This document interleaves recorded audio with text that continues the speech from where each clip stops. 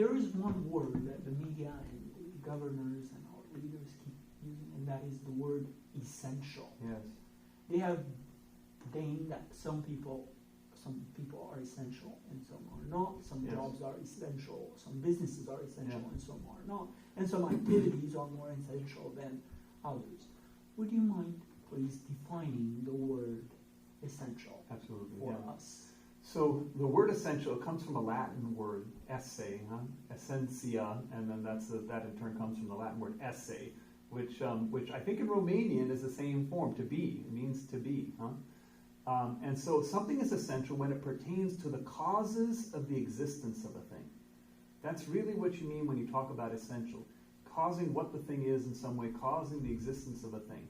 In a secondary sense, you can talk about things being essential when they necessarily flow from what a thing is. They're necessary effects of what a thing is.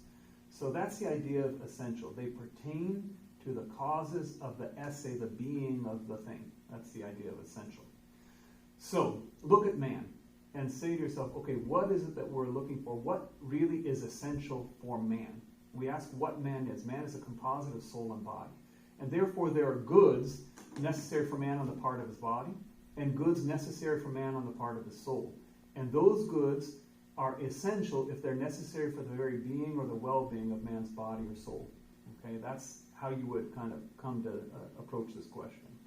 So looking at man's body, that's really easy. We say food is necessary for man's existence. And therefore, you should have some way of people being able to have access to food. You go to supermarkets and whatever else you can buy the food necessary for your body to exist and also to exist well, healthy food and things like that. But what's been neglected largely is the goods of man's soul, which are actually the more important goods for man. Happiness is not being healthy, right? There are many healthy people, physically healthy people, that are unhappy, right? Happiness has to do more with the goods of the soul. And when you look at the goods of the soul, primary among those goods, it turns out, is the worship of God. Being able to have a relationship with God and to worship God in a way that draws you closer to Him. So primary among the essential goods of the soul are the goods that pertain to the worship of God and religion. And therefore, the public authority should not have tried to restrict in a significant way so as to outlaw altogether religious services and worship. They should have figured out a way to accommodate those kinds of gatherings the same way they accommodated gatherings in supermarkets, right? Please, Yes, just for a absolutely. second. What do you tell people? They will say, well, you were able to watch services on YouTube. Yes. I watched the Easter celebration on YouTube. Yeah. It was for me. Yes. It was not the same thing. Yes, absolutely. So what do you say to I those might say to people? them, well, okay, if I were to tell you, I can show you pictures of food on the television too. It's one thing to watch it, it's another thing to actually be present to it, right? You won't be fed spiritually in the same way through the internet or through television than you would be if you're actually present. There's a reason why man flourishes in society and is naturally a social animal, and why he doesn't do so well when he isolates himself and becomes a loner, right? Human beings need other human beings, and they need to experience worshiping God together. It's not just enough to look on television, any more than it would be enough to get nutrition by looking at food on television. So that's the first thing I would say, and anyone who has an experience of the worship of God knows that. Remember, it goes back to your happiness, your fulfillment as a human person in your relationship with God, and that happiness is greatly enhanced by the capacity to be together with others and to worship together with others. Okay. Another good, besides the good of worshiping God, is the relationships within human life, friendship, and family. And therefore, there should not have been excessive restrictions on relationships between family members, for example.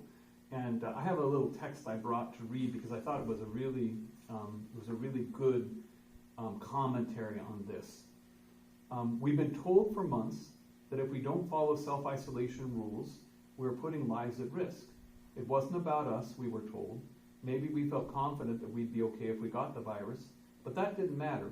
It was about the fact that we could become carriers of COVID and transmit the virus to vulnerable people. So it was a matter of life and death. Because of this, we were not allowed to be at the deathbeds of loved ones. We could not mourn the lives of our deceased with funerals. We could not be with our closest relations and friends at their weddings. And we had to stomach the loss of jobs, businesses, and in many cases, significant harm to our mental and physical health. We had no choice, right? So it's a kind of a nicely worded expression of what we were told we had to do. And frankly, there are some things that are more important than our health. The underlying assumption that was really the false premise that has caused almost all the errors in our response to this virus is that the goods of the body are the greatest goods for human life. Once you hold that, if you say that the good of the body is man's greatest good, health is his greatest good, then we need to be ruled by doctors.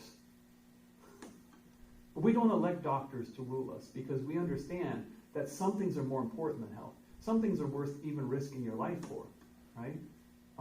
Christians risk their lives to worship God from the beginning, huh? We risk our lives to be with loved ones and to care for loved ones, huh? And that's something that we should be permitted to do, and the government should not come in and say, your father has to die alone.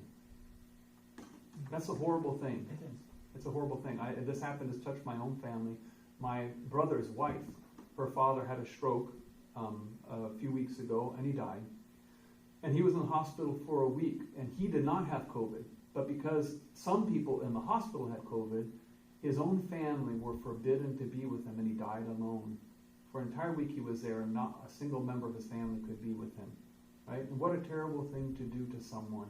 And then, as it turns out, this is really a real shame, in my opinion, and it shows the lack of authentic leadership. Then a lot of these riots have broken out in protests with regard to racial injustice, and certainly racial injustice is an important thing. But you can't tell me that racial injustice is more important than being with your father when he dies. Standing up for racial injustice is important, but being with your father when your father dies is also very important. And being with your God and worshiping God is also very important.